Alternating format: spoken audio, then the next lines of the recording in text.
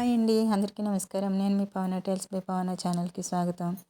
First of all మీ అందరికీ ఒక చిన్న సారీ అయితే చెప్తున్నాను. ఎందుకంటే ఈ మధ్య నాకు థ్రోట్కి ఆపరేషన్ జరిగింది. సో నిన్న మార్నింగ్ నిద్ర లేచి నేను చేసి పెట్టాను. అందువల్ల నుంచి మీకు మధ్యలో నా గొంతు సరి చేసుకునే క్రమంలో సకిలింపులు ఎక్కువైపోయినాయి, మన్నించండి.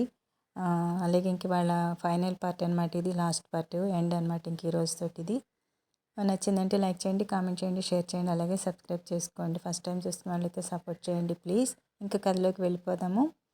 ఇంతలో విష్ణు కల్పించుకుని వాళ్ళు రాజేంద్రతో చేయి కలిపిన మాట నిజమే, కానీ అది మీ ఆస్తి కోసం చేశారే తప్ప మిమ్మల్ని చంపాలని వాళ్ళ ఉద్దేశం ఎంత మాత్రం కాదు. ఆ రాజేంద్ర వాడు స్వార్థం కోసం కంపెనీలో జరిగే చిన్న చిన్న విషయాలన్నీ చిన్న చిన్న విషయాలన్నీ పెద్దగా చూపించి మీ మీద ద్వేషంగా మార్చి వాడికి అనుకూలంగా అలా మార్చుకున్నాడు. అలాగే మరో విషయం ఏంటంటే అమ్మమ్మ ఇప్పుడు వైష్ణవి కిడ్నాప్తో వాళ్ళకి ఏం సంబంధం లేదు అని చెప్తాడు. అయినా కూడా బాబు, వాళ్ళు వైష్ణవికి ఏమైనా చేస్తారేమో అని నేను భయపడి మాత్రమే ఎన్నాళ్ళు భరించాను. ఇంకా నాకు నువ్వు వచ్చావు కదా, ఇంకా ధైర్యంగా ఉంది, ఇంకా వాళ్ళని భరించాల్సిన అవసరం లేదు అంటుంది నాని.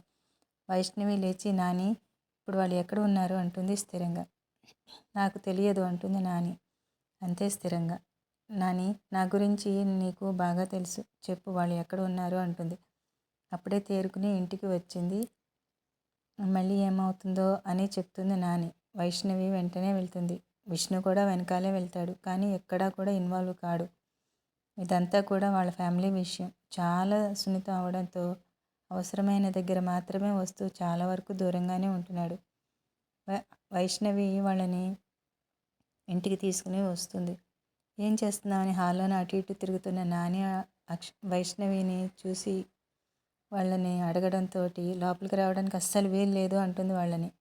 లోపలికి రావాలి నాని, రావటమే కాదు వాళ్ళు ఇక్కడే ఉంటారు. వాళ్ళ వల్ల నేను ఎలాగో తల్లిదండ్రులను కోల్పోయి బతుకుతున్నాను. ఇప్పుడు నన్ను కూడా వాళ్ళలాగే గౌతమ్కి అన్యాయం చేయమంటావా? గౌతమ్ అంటే నాకు చాలా ఇష్టం నాని. వాడు నాకు సొంత తమ్ముడు కన్నా ఎక్కువ. వాడు కూడా ఈ ఇంట్లో అందరికంటే నన్ను ఎంతగానో ప్రేమిస్తాడు. అలాంటి వాడికి తల్లిదండ్రులని దూరం చేయమంటావా అంటుంది వైష్ణవి. నేను అలా జరగనివ్వను నాని. నా తమ్ముడికి అన్నీ దక్కాలి. వాడి జీవితం కూడా నాలాగా కానివ్వను. నేనుండగా అస్సలు కానివ్వను. నీకు ఇదంతా ఇష్టం లేకపోతే చెప్పు, నేను కూడా ఈ ఇంట్లో ఉండను అంటుంది ఆవేశంగా వైష్ణవి. ఇంతవరకు ఎలాగో ఉన్న వైష్ణవి మాటలు విన్నాక వెళ్ళి వెంటనే తన కాళ్ళ మీద పడతారు తన పిన్ని బాబాయ్. బాబాయ్ లేవండి. పిన్ని నువ్వు కూడా ఏంటి ఇది? నేను చిన్నదాన్ని, పైగా మీ కూతురి వరుస, ఇలా ఎవరైనా చేస్తారా అంటుంది. చిన్నదానివి అయినా నీకు ఉన్నంత ప్రేమాభిమానాలు సంస్కారం మాకు లేవు తల్లి, అందుకే ఇంత నీచానికి ఒడిగట్టాము, మమ్మల్ని క్షమించమ్మా అంటారు వాళ్ళు. పిన్ని, మీరు చేసింది క్షమించేంత చిన్న విషయం కాదు, కానీ గౌతమ్ కూడా ఈ ఇంటి బిడ్డ కదా, వాడికి అన్యాయం జరుగుతుందని ఎలా అనుకున్నారు? బయట వాళ్ళనే సొంత వాళ్ళలా చూసే నాన్నగారు మిమ్మల్ని తక్కువగా వేరుగా చూస్తున్నారు అంటే మీరు ఎలా నమ్మారు? ఇప్పటికీ మించింది ఏమీ లేదు, ఏం మించిపోలేదు. నా తమ్ముడికి ఏ లోటు రాకుండా చూసుకోవడం అక్కగా నా బాధ్యత అంటూ లాయర్ ద్వారా తన పేరు మీద ఉన్న ఆస్తిపత్రాలన్నీ తెప్పించి వాటిని గౌతమ్ పేరు మీద ట్రాన్స్ఫర్ చేసినట్టుగా సంతకం చేయడానికి రెడీ అయ్యేసరికి వైష్ణవి, నువ్వేం చేస్తున్నావు అనేది అర్థమవుతోందా అంటుంది నాని. నాన్న నాకు ఇచ్చారు నాని, నేను నా తమ్ముడికి ఇచ్చేస్తున్నాను, ప్లీజ్ కాదనుకు నాని అంటుంది వైష్ణవి. బాబు నువ్వేనా చెప్పు అంటూ విష్ణు వైపు తిరుగుతుంది. నాని ఆ మాట అనగానే సంతకం చేయకుండా విష్ణు ఏం చెప్తాడా అని ఆగుతుంది వైష్ణవి. తనకి ఎలా అనిపిస్తే అలా చేయనివ్వండి అమ్మమ్మ, తను హ్యాపీగా ఉంటే అదే చాలు అంటాడు విష్ణు నవ్వుతూ. నాకు తెలుసు కన్నా, అందుకే నీకు చెప్పకుండానే అన్నీ రెడీ చేయించి తెచ్చాను అని మనసులో అనుకుంటూనే సంతకం చేయబోతుండగా, వద్దమ్మా, మాకు ఏ ఆస్తిపాస్తులు వద్దు, మీ అందరితో సంతోషంగా ఉంటే అదే చాలు అని కళ్ళ నీళ్లతోటి పిన్ని బాబాయ్ వాళ్ళు అంటారు. లేదు పిన్ని, ఇదంతా మీకోసం కాదు, గౌతమ్ కోసం. వాడికి కూడా ఏదో ఒకటి ఉండాలి కదా, లేదంటే రేపు ఇంకొకటి వచ్చి మన ఈ సిచ్యువేషన్ని వాడుకోవడానికి చూస్తారు. ఇంక ఇదంతా వద్దు పిన్ని, మనం హ్యాపీగా ఉండాలంటే ఇది జరగాలి, కాదనకండి అంటూ సంతకం పెట్టేస్తుంది. సంతకం పెట్టేశాక ఏదో మాట్లాడబోతుంటే గౌతమ్ తలుపు తీసుకుని వస్తాడు. అది చూసి అందరూ అక్కడితో ఆపేస్తారు. గౌతమ్ కిందకి వచ్చి, అమ్మా మీరు వచ్చేసారా? అక్క వచ్చే టైంకి కరెక్ట్గా ఎక్కడికి వెళ్ళిపోయారు అంటూ అక్కని చుట్టేసుకుని అడుగుతాడు. నన్ను కాపాడినందుకు ఆ దేవుడికి ధన్యవాదాలు చెప్పుకోవాలని గుడికి వెళ్ళారురా అంటుంది వైష్ణవి. ఓ అవునా, మరి ప్రసాదం బొట్టు తీసుకురాలేదేమిటి అంటాడు గౌతమ్. అక్క ఎలా ఉందో అని చూడ్డానికి గబగబా దేవుడికి మొక్కుకొని వచ్చేసి ఉంటారు అంటాడు విష్ణు. సరే మీరు కొంచెం రెస్ట్ తీసుకోండి బాబు అంటుంది నాని. సరే అమ్మమ్మ, రా వైష్ణవి వెళ్దాం అంటూ పైకి వెళ్తాడు. ఎవరి గదుల్లోకి వాళ్ళు వెళ్ళిపోతారు. వైష్ణవి గదిలోకి వెళ్ళి తలుపు వేయగానే అలాగే కూర్చుని ఏడుస్తుంది. విష్ణు ఆమె దగ్గరికి వచ్చి హగ్ చేసుకుంటాడు. ఆమె కూడా ఓదార్పు కోరుకోవడంతో అతడిని అలాగే గట్టిగా పట్టుకుని ఏడుస్తుంది. ప్లీజ్ కామ్ డౌన్ రా, అయ్యిందేదో అయిపోయింది, నీకు రెస్ట్ ఇప్పుడు చాలా అవసరం, ఇంకా స్ట్రెస్ తీసుకోకు అంటాడు విష్ణు. అయినా కూడా వైష్ణవి అలానే ఏడుస్తూ విష్ణు భుజం మీద పడుకుని ఉండిపోతుంది. విష్ణు నెమ్మదిగా తనని ఎత్తుకుని బెడ్ మీద పడుకోబెడతాడు. పరుగులు పెట్టి అలసిపోయిన ప్రశాంతమైన నిండు మొహం గోదావరిలో ఉంది ఆ మొహం. ఆ హెయిర్ని అలాగే వెనక పెట్టి నుదుటిపై ముద్దు పెట్టుకుంటాడు. ఫ్రెష్ అయ్యి బయటికి వస్తాడు. వైష్ణవి అలానే పడుకుని ఉంటుంది. విష్ణు వచ్చి ఆమె పక్కన కూర్చుంటాడు. తల మీద చేయి వేసి నిమిరేసరికి వైష్ణవికి మెలకువ వస్తుంది. విష్ణుని చూసి స్నానం చేశావా అంటుంది. అంటాడు. అంతే. సడన్గా లేచి కూర్చుని విష్ణు కట్టిన చేయి చూస్తుంది. తడిపేశావా ఏంటి, నువ్వు తడవకూడదని నీకు తెలియదా అంటూ క్లీన్ చేసి మళ్ళీ కట్టుకడుతుంది. విష్ణు అలానే చూస్తూ కూర్చుంటాడు. కట్టడం అయిపోయినాక వైష్ణవి స్నానం చేయడానికి వెళ్తుంది. వెళ్ళి వచ్చేసరికి విష్ణు పడుకొని ఉంటాడు. ఇక తను నటించవలసిన అవసరం లేదు. అందుకే ఇంతవరకు దాచిన తన పొడుగు జుట్టుని తలార స్నానం చేసి విష్ణుకి నచ్చినట్టుగా చీర కట్టుకొని జుట్టు ఆరకపోవడంతో అలాగే చిన్న క్లిప్పు పెట్టి వదిలేసి విష్ణు పక్కన పడుకుంటుంది. వైష్ణవి అతడిని తల నిమురుతూ పడుకుంటుంది. కాసేపటికి విష్ణువుకి మెలకువ వచ్చి చూస్తాడు. వైష్ణవి చీరలో తన పక్కన పొడుగు జుట్టు వీపంతా పరుచుకుని ఉంటుంది. ఆహా, ఎంత బాగుంది కళ అంటూ మళ్ళీ కళ్ళు మూసేసుకుంటాడు. కాసేపు అయ్యాక ఇంటి నుంచి వైష్ణుకి ఫోన్ వస్తుంది. చూస్తే అమ్మ అని ఉంటుంది. విష్ణు ఫోన్ ఎత్తి అమ్మ చెప్పు అంటాడు నిద్రమత్తుతో. కన్నా, ఇంటికి ఎప్పుడు వస్తావరా అంటుంది ఆవిడ. ఇప్పుడు బయలుదేరుతామమ్మా, అలసటగా ఉంటే పడుకున్నాము, వస్తున్నామంటూ పెట్టేస్తాడు. వైష్ణవికి చెప్తామని పక్కన చూస్తే వైష్ణవి ఉండదు. వైష్ణవి అని పిలుస్తాడు. అంటుంది బాత్రూమ్ నుండి. మనం ఇంటికి వెళ్దాం, త్వరగా రెడీ అవ్వు అంటాడు. సరే అంటుంది అటునుండి వైష్ణవి. విష్ణు వేరే రూమ్కి వెళ్ళి ఫ్రెష్ అయ్యి వస్తాడు. చూస్తే వైష్ణవి రూమ్లో ఉండదు. కిందకి వెళ్ళి వైష్ణవి అని పిలుస్తాడు. వస్తున్నా అంటూ కిచెన్లో నుండే కాఫీ కప్తో వస్తుంది వైష్ణవి. విష్ణు ఆమెని అలానే చూస్తూ ఉండిపోతాడు. రాణి పింక్ కలర్ ప్లెయిన్ శారీకి క్రీమ్ కలర్ డిజైనర్ బ్లౌజ్ వేసుకుని, ఏ మేకప్ లేకుండా లైట్గా క్రీమ్ రాసుకుని, పింక్ స్టిక్కర్ దాని కింద నుదుటిపై కుంకుమ పెట్టుకుని, కళ్ళ నిండుగా కాటుక పెట్టి, జడలో మల్లెపూల దండతోటి వస్తుంటే విష్ణుకి మతిపోతుందేమో అనిపిస్తుంది. ఆమె నడుస్తుంటే వచ్చే పట్టీలు, గాజుల చప్పుళ్ళు ఎంతో వినసొంపుగా ఉంటాయి అతనికి. అలాగే కళ్ళు ఆర్పకుండా చూస్తున్న విష్ణు దగ్గరికి వచ్చి, ఏమండి కాఫీ అని అరుస్తుంది. విష్ణు ఉలకడు పలకడు. పక్కనే ఉన్న వాటర్ తీసి మొహం మీద కొడుతుంది. వెంటనే వైష్ణవి. అప్పుడు తేరుకుని లేస్తాడు. బంగారం, ఇది నువ్వేనా అంటాడు. నేను వైష్ణవిని కాదు, మన వంట పని మనిషిని అంటుంది. విష్ణు ఏంటి అన్నట్టు చూస్తాడు. కాకపోతే మరి ఏంటండి, త్వరగా రండి, కాఫీ తాగండి, అత్తమ్మ రమ్మన్నారుగా, వెళ్ళాలి అంటూ కాఫీ ఇచ్చి వెనక్కి తిరుగుతుంది. అంతే. విష్ణుకి మరో షాక్. ఫ్రీజ్ అయిపోతాడు. పొడుగు జడ, దానిలో 3 వరుసల మల్లెపూలు. ఆమెను అలా వెనక నుండి చూడగానే విష్ణు తనని మొదటిసారి చూసిన రోజు గుర్తొస్తుంది వైష్ణవికి. కాఫీ తాగి నానికి చెప్పి బయలుదేరతారు. అంతవరకు ఎలానో ఉన్నా ఇంకా ఆగలేక కారు పక్క కాపి, ఏంటి మేడం ఇదంతా అని అడుగుతాడు. ఏమైంది శ్రీవారు, బాలేదా అంటుంది వైష్ణవి. బాలేదా అంటున్నావా, నాకు నిన్ను మొదటిసారి చూసిన గుర్తుకొచ్చింది తెలుసా, అయినా నీకు జుట్టు ఇంత ఎలా అంటాడు.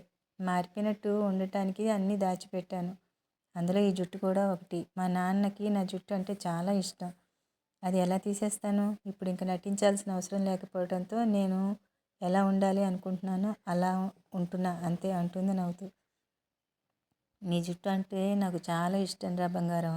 ముందుగా నేను విన్నది నీ గొంతు అయితే నేను చూసింది మాత్రం నీ జడనే. అది పోనందుకు నాకు చాలా చాలా హ్యాపీగా ఉంది అంటాడు విష్ణు. ఇలా నేను చూస్తుంటే ఎంత ముద్దుగా ఉన్నావో తెలుసా అంటూ వైష్ణవిని దగ్గరికి తీసుకుని నుదుటి మీద ముద్దు పెట్టుకుంటాడు విష్ణు. చెప్పు, ఈ ఆనంద సమయంలో నీకేం కావాలన్నా ఇచ్చేస్తాను, కోరుకో అంటాడు విష్ణు. అయితే మనం ఇంకా నుండి అత్తయ్య మామయ్య వాళ్ళతో ఆ ఇంట్లోనే ఉందామా అంటుంది వైష్ణవి. విష్ణు నవ్వి, నేను కోరుకోమంటే నాకు వరం ఇచ్చావా బంగారం అంటాడు. అవన్నీ కాదు, ఓకేనా కాదా అంటుంది వైష్ణవి. డబుల్ ఓకే బంగారం, ఈ విషయం మా అమ్మకి చెప్తే ఎగిరి గంతేస్తుంది, వీలైతే నిన్ను ఎత్తుకుని తిప్పేస్తుంది అంటాడు. ఫాస్ట్గా తీసుకెళ్ళి ఇంటి ముందు ఆపుతాడు విష్ణు. ఇంటి ముందే చెప్పి ఉండడంతో విష్ణు వాళ్ళమ్మ గేట్ దగ్గరే ఎదురు చూస్తూ ఉంటుంది. వీళ్ళ కారు కనబడగానే లోపలికి వెళ్ళి హారతి పట్టుకు వస్తుంది. హారతి ఇచ్చి బొట్టు పెట్టి గుమ్మడికాయ మిరపకాయలు అన్నీ నాని ఎలా చేసిందో అలాగే చేస్తుంది ఈవిడ కూడా. వైష్ణవి విష్ణు వైపు చూస్తుంది నవ్వుతూ. మూవీ స్టార్ట్ అయింది, ఇంకో 2 గంటలు చూడాల్సిందే అంటాడు విష్ణు. అమ్మ ఇవన్నీ నాని చేసేసింది, మళ్ళీ ఇవన్నీ వద్దు అమ్మ అంటాడు విష్ణు. అయిపోయింది కన్నా అంటూ తను తెచ్చినవన్నీ తిప్పి అప్పుడు చూస్తుంది వాళ్ళని సరిగ్గా. వైష్ణవిని అలా చూస్తూ ఉండిపోతుంది ఆవిడ. అమ్మా ఏంటి అలా చూస్తూ ఉండిపోయావు ఉన్నావు, తను నీ కోడలే, కొత్త అమ్మ ఏమీ కాదు, కాకపోతే ఇంతకుముందు మోడర్న్ మహాలక్ష్మి అయితే ఇప్పుడు ఓల్డ్ స్టైల్ మహాలక్ష్మి అంటూ నవ్వుతాడు. ఆ మాటకి వైష్ణవి ఏడుపు మొహం పెడుతుంది. చాలా ముద్దుగా అందంగా ఉన్నావు తల్లి అంటూ వైష్ణవి చుట్టూ చేతులు తిప్పి మెటికలు విరుస్తుంది. ఈలోగా నరేష్ గారు, ఆపరా, నా కోడలు ఎలా ఉన్నా మహాలక్ష్మిలానే ఉంటుంది అంటారు. థ్యాంక్స్ మావయ్య, మీ అబ్బాయి నన్ను ఎప్పుడు ఇలానే ఏడిపిస్తూ ఉంటాడు అంటూ కంప్లైంట్ ఇస్తుంది వైష్ణవి. ఇక నుండి అత్తమ్మ మావయ్య గారు నా పార్టీ, నువ్వు ఏమన్నా కూడా వాళ్ళు చూస్తూ ఊరుకోరు, జాగ్రత్త అంటూ వేలు తర్జనీ చూపిస్తుంది. నాకే వేలు చూపిస్తావా అంటూ వైష్ణవిని పట్టుకోవడానికి విష్ణు పరిగెడుతూ ఉంటాడు. వైష్ణవి తప్పించుకొని పరిగెత్తి విష్ణు రూమ్లోకి దూరి బెడ్ చుట్టూ తిరుగుతుంది. పిల్లల్ని అంత సంతోషంగా చూసి నరేష్ గారు వాళ్ళు ఎంతో ఆనందపడిపోతారు.